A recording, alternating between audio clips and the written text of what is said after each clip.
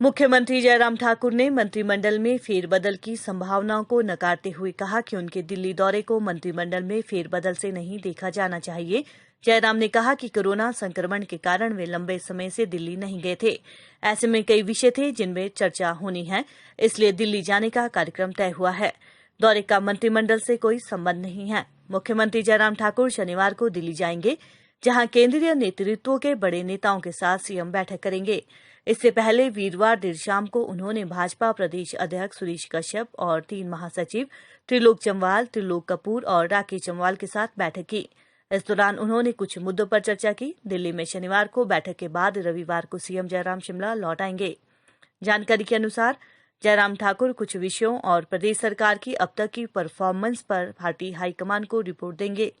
ज्वालामुखी प्रकरण और धवाला की नाराजगी जैसे विषय पर भी चर्चा संभव है।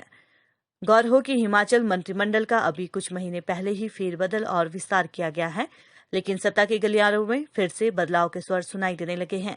हालांकि सीएम इसे खारिज कर रहे हैं। लंबा एजेंडा नहीं, बस तो कृषि के लिए वो आए हैं, शिमला है और मिलना चाहते हैं और हम मिलकर के बात करेंगे। लेकिन भारत अमेरिका का एक बहुत अच्छा संबंध है और मोदी जी के नेतृत्व में वो संबंध और भी मजबूत हुआ है पिछले कुछ अर्से में। और ऐसी परिस्थिति में अब जब इन्वेस्टर्स यहाँ अमेरिका के आए हैं, उससे बात करेंगे। टूरिज्म के हमारे इश्यूज हैं, बहुत सारी चीज़ों को लेकर के हिमाचल जो है वो उनके साथ किस प्रकार से काम कर सकता है, तो उन चीज़ों को थोड़ा हम डिस्कस करेंगे और मुझे लगता है कि इतना ही काफ़ी है। सरकार की तरफ से कोई तैयारी है कि कुछ ऐसे प्रपोजल पे डिस्कशन में? अभी बहुत ज़्यादा नहीं, कृषि पर जो डिस्कशन में पॉइंट्स आएंगे तो हम बताएंगे। सर, कोरोना के कारण पिछले 4 दिनों में 35 मौतें हो चुकी हैं और मामले भी लगातार बढ़ रहे हैं। देखिए, हमने इस सारी चीज़ को लेकर, एक तो सबसे बड़ी बात है कि हिमाचल प्रदेश में हमने जो टेस्टिंग का स्केल है उसको काफ़ी बढ़ा दिया है। मोर देन 5000 जो है डेली का हमारे जो है वो टेस्टिंग होती है। और दूसरे, अनफॉर्चुनेटली ऐसे लोग संक्रमित हो गए जो कोमॉर्बिडिटीज़ के कारण जिनकी मृत्यु हो गई। कोई किडनी का पेशेंट है, कोई शुगर का पेशेंट है, कोई बहुत ज़्यादा एज्ड है। ऐसी परिस्थिति के कारण जो है ये नंबर बहुत बड़ा है। लेकिन मेरा यही कहना है कि अभी भी परिस्थितियाँ बहुत अच्छी नहीं है कोविड की दृष्टि से, इसलिए सावधानी एकमात्र रास्ता है। और सर्दी के मौसम में ऐसे में, क्योंकि हम देख रहे हैं हालांकि नंबर तो कम आ गया था, दिल्ली में भी बढ़ोतरी हो रही है नंबर में और हिमाचल प्रदेश में भी बढ़ोतरी जिस प्रकार से हुई है, तो मैं उम्मीद करता हूं कि सब लोग सावधानी रखें, मास्क पहनें और सोशल डिस्टेंसिंग। और बड़ा कारण ऐसा हमको लग रहा है, जो हमने कुछ चीज़ों को लेकर के थोड़ी बहुत छूट भी दी और उसमें थोड़ी बहुत लापरवाही कुछ जगह देखने को मिल रही है।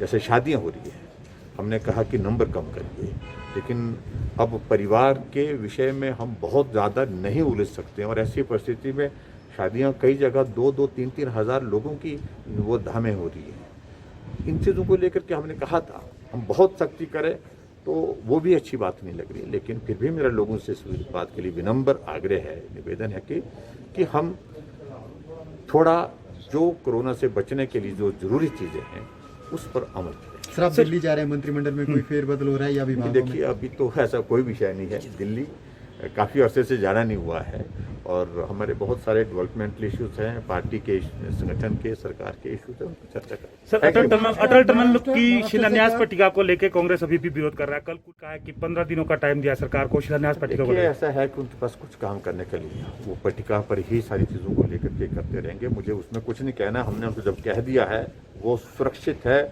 और बीआरओ उसको सुनिश्चित करेगा कहाँ लगाना है।